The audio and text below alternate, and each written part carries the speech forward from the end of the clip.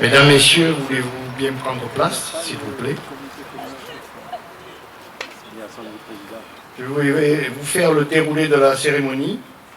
Allocution de Monsieur le maire, dépôt de gerbes des associations patriotiques, gerbes de la mairie déposées par les maires de Roquefort, la Bédoule et de Carnoux, les sonneries aux morts, la Marseillaise, les remerciements et félicitations du maire, au porte-drapeau, aux personnes décorées et aux autorités. Et ensuite, pour clore cette cérémonie, un vin d'honneur vous sera offert dans le hall de la salle André Malraux. Merci.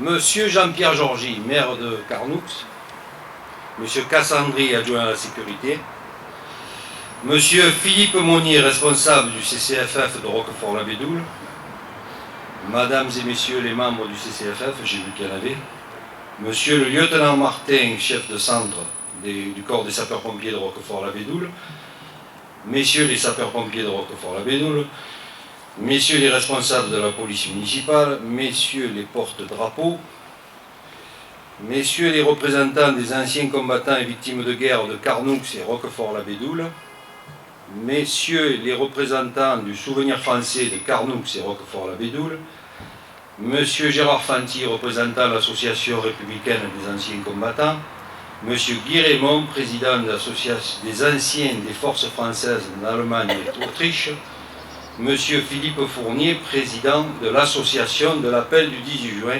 Mesdames et Messieurs les élus de Roquefort-la-Bédoule et de Carnoux.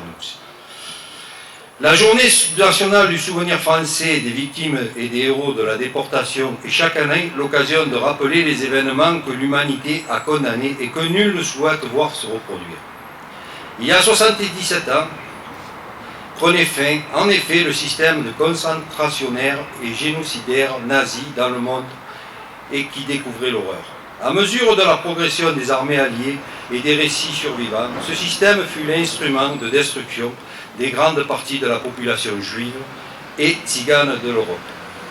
Il fut aussi le lieu de détention des martyrs de centaines de milliers d'hommes et de femmes et enfants déportés pour leur résistance à l'occupant, pour raisons politiques du fait de leurs origines, de leur religion, voire de leurs orientations sexuelles, ou dans le cadre de rafles et représailles.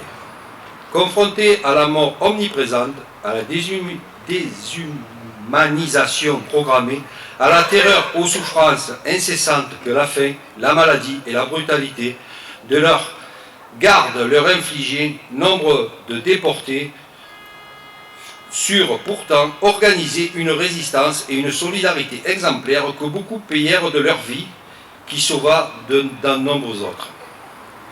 Sortis de cet enfer, fidèles au serment qu'ils prononcèrent à la libération, aux idéaux de liberté, de fraternité et de paix, de nombre de survivants prirent part active à la construction d'une Europe nouvelle, voulue pacifique et solidaire, et militaire inlassablement, pour que partout dans le monde soient respectés les droits de l'homme, la liberté et la démocratie. La résurgence d'idéologies porteuses d'exclusion, les tentatives de réécriture de l'histoire nous font aujourd'hui obligation de poursuivre leur combat et d'entretenir les valeurs qu'ils ont portées dans un monde marqué par les guerres, la pauvreté, les inégalités, les dérèglements climatiques qui jettent sur les routes d'un exil souvent sans issue et mortifère de milliers d'hommes et de femmes en détresse, dans un monde où l'on ressurgit le spectre des dictatures, du repli nationaliste et des frontières qui se ferment. L'espoir pour l'avenir réside dans la pérennité de ce combat. Vive la République et vive la France.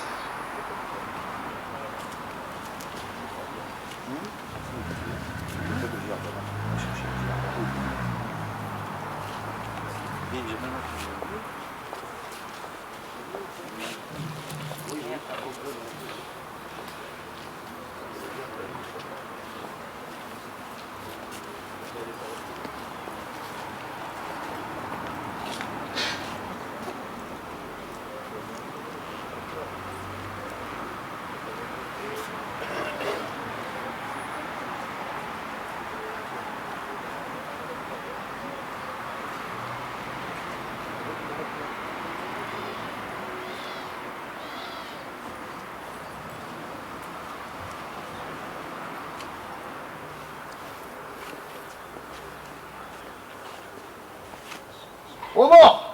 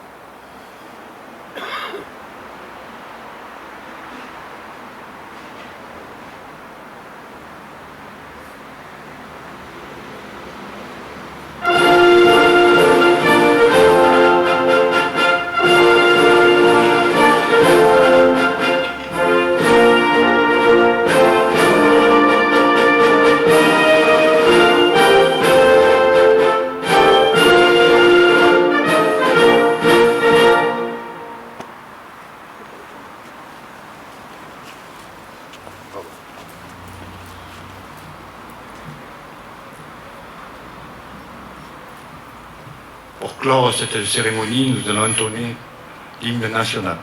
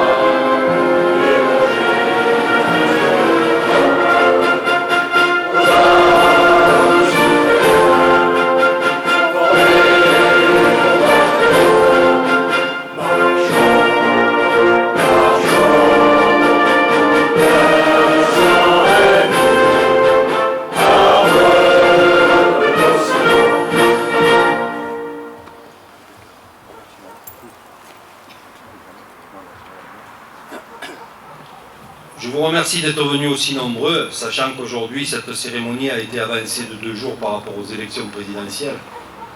Je voudrais aussi remercier et rappeler aussi que Roquefort-la-Bédoule a fait preuve de solidarité ces dernières semaines en accueillant plusieurs familles de réfugiés ukrainiens.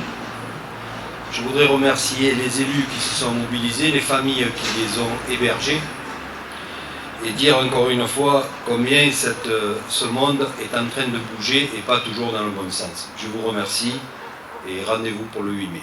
Merci beaucoup.